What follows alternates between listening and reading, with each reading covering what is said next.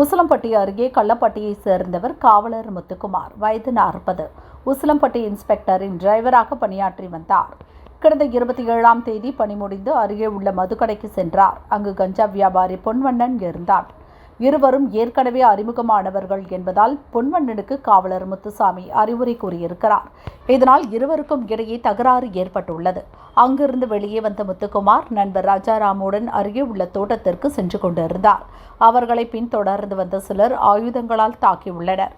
கீழே விழுந்த முத்துக்குமாரின் தலையில் கல்லால் அடித்து கொலை செய்துவிட்டு தப்பியோடி உள்ளனர். படுகாயமடைந்த ராஜாராம் உசிலம்பட்டி மருத்துவமனையில் தீவிர சிகிச்சை பிரிவில் அட்மிட் செய்யப்பட்டுள்ளார். முத்துக்குமாரை கொன்றது கஞ்சா வியாபாரி பொன்வண்ணன் என்பது போலீஸ் விசாரணையில் தெரிந்தது. இதனிடையே குற்றவாளிகளை கைது செய்யும் வரை முத்துக்குமாரின் உடலை வாங்க மாட்டோம் என உறவினர்கள் போராட்டத்தில் ஈடுபட்டு வந்தனர். இன்று அவர்களுடன் பேசிய போலீசார் குற்றவாளிகளை பிடிப்பதாக உறுதியளித்ததை அடுத்து உறவினர்கள் உடலை பெற்று சென்றனர். முத்துக்குமார் கொலையில் தேடப்பட்டு வந்த கஞ்சா வியாபாரி பொன்வண்ணன் கம்பம் வனப்பகுதியில் பதுங்கி இருப்பதாக போலீசாருக்கு தகவல் கிடைத்தது. போலீசார் அங்கு சென்று அவனை சுற்றி வளைத்தனர்.